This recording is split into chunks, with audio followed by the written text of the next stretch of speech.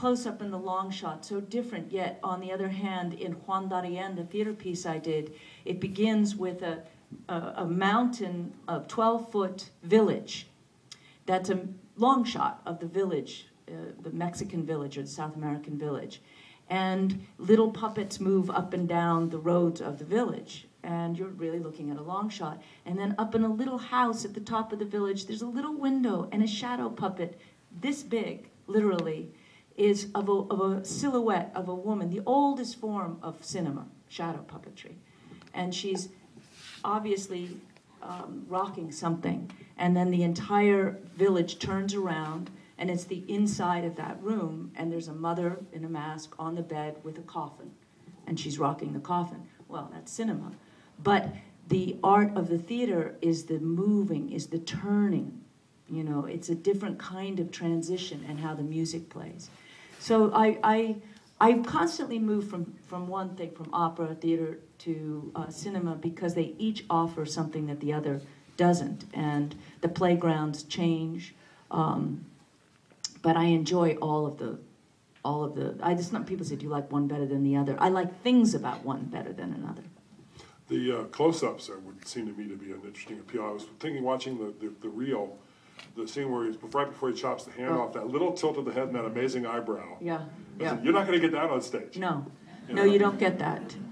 And yet it's a wonderful moment, so that's one of the benefits. And I also thought watching the various emotions play off Helen Mirren's amazing face in The Tempest. Well, there's a story as well. In The Tempest, it was the first Shakespeare I ever directed in 1984 or 86, I can't remember. And you saw, this was so dark, I got to go get this fixed. It was very, very dark. This is the first time yesterday and today that I'm seeing this reel, so it was hard to see it all. But Caliban, Jaimin Hansu plays Caliban. And how many saw the film, The Tempest? Oh, good. Oh, my God, it's the first time that's ever happened. We locked him up last night and brought him over. God. Usually I'm like talking and nobody's seen the bloody film.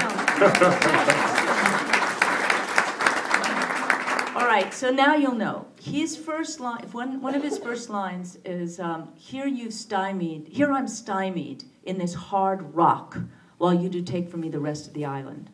Now, I'm reading that text, and I'm going, here I'm stymied in this hard rock.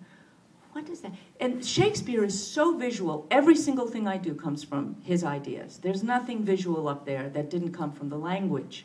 Now we say, well, isn't that redundant? Well, no, because it's Shakespearean language, therefore it's not so easy that everybody gets it.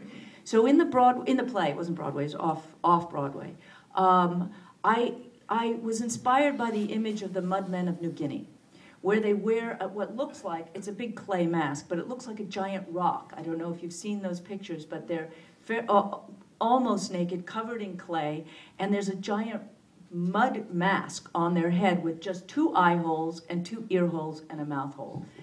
And my original actor wore that through half of the play. And at the point where so he was literally he was enslaved, he was stuck in a rock. There was no volcanic landscape to be in, like you see it in the movie. He was literally imprisoned. And his personality wasn't allowed to come out. You saw a monster, a beautiful body that could move like the island, that had incredible physicality, clay cracked, volcanic brown, blue, black clay.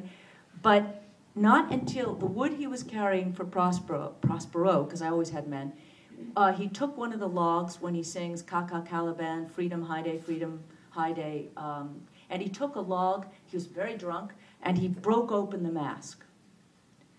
And for the first time you saw the actor's face. And he took a piece of the mask, like a gold chain concept, and he wore it as the shard, as an emblem of his enslavement. And at the very end, he kneeled to Prospero when she said, he said, go get you gone into my cell. And he put a piece of the clay on his face as if to ask, should I go back to that? And Prospero just gently took it off. Now that's not in the script, that's not in Shakespeare, but what you saw, now how am I going to do that in a movie? I am not going to cover a lead actor's face with a mask because you lose the whole power. So I took the same language, or different language. I found this fabulous volcanic landscape on the Big Island, which had never been used before for a film. We were really honored to be used. We always had these incredible ceremonies too. The Hawaiians who take care of these sacred grounds were really supportive of this film. It wasn't Hawaii 5-0 or whatever. Lost. Yeah. So they were kind of, finally, a film like with Helen Mirren. So, many of the things that you saw in it, like the blue-eyed, his mother was a blue-eyed hag, so I gave him a blue eye. The fact that he was half black and half white, because his mother was, you don't know, but he was definitely of mixed Algerian father, blue-eyed hag mother, whatever that is, that witch. They call him a moon calf. Stefano Alfred Molina calls him moon calf. And I thought, wow, what a beautiful image. Now, it's not at all what a moon calf means.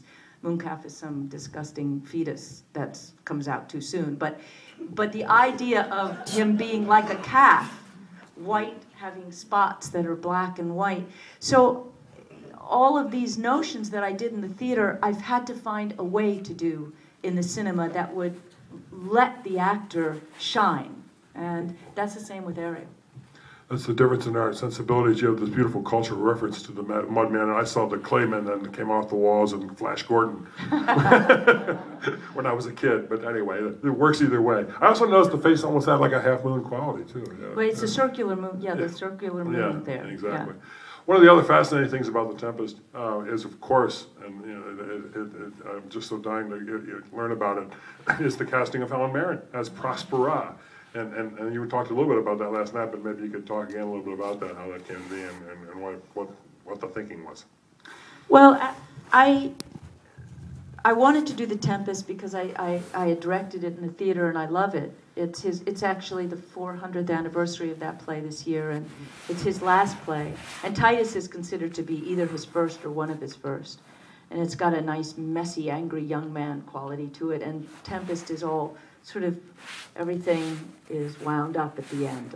It's almost all of his plays rolled up into one. I wouldn't say it's a very good drama. I think it's one of its problems as a film, too. It's not a drama. It's an essay on existence. But it has Romeo and Juliet, it has the conspiracy films, it's got, poetry, it's got Midsummer Night's Dream. He has all of the different aspects of his entire work is in this one play. And the final speech, which I had cut from the play, at the end when I finished editing, and the film used to end with her just throwing the staff, breaking her staff. And I didn't want to do another monologue to the camera. So I had Elliot Goldenthal, the composer, take the last speech and set it to music. And Beth Gibbons, who's the lead singer in Portishead, is the vocal, fantastic vocal. Now, the thing with Helen is I didn't have in mind an actor who I wanted to play Prospero. But I'd always wanted to work with Meryl Streep or Helen Mirren or Judi Dench or one of these great ladies. And there are no roles for women in Shakespeare of that age. Almost none. Tamara, who Jessica Lange played, she has a baby, so that's at a certain moment. There's just not, they're not parts for women, good parts. So I said to myself, I read the play and I thought about it, and I really didn't see that you couldn't do it with the role being a female. And I met Helen Mirren at a Directors Guild party, and I had been thinking about it, and the producers, Bob Chardoff and Lynn Hindi, who worked with me, they loved the idea, but I had been thinking about Helen, and then I met her, and she said, I love your Shakespeare. I've done Shakespeare for years. I said, I know, and I'm not saying anything, and then all of a sudden she says, no, I told her I was thinking of doing The Tempest, and she said right away I could play Prospero. As a woman. I've been thinking about it. And she had been, and I said, do you want to? And she thought I meant on the stage, and I said, no, in film. So I got the money together, and we did a reading, because it was really critical that it wasn't a gimmick and that it would work. So I had to change all the he's to she's, the sirs to mum. Some of it's very interesting what doesn't translate, or you can't find it. Master is not mistress. It just doesn't. So master remains master. Mum, or ma'am, I guess with the royal wedding and all, you've heard that a lot. that worked very well, actually, to be able to use the word mum or ma'am, because this is so much about a mother. It is about a father, but it changes with a mother. And when we did the reading, we were just astonished at how moving it was with a woman in the role. Then, as I did my research, this was the big discovery. The speech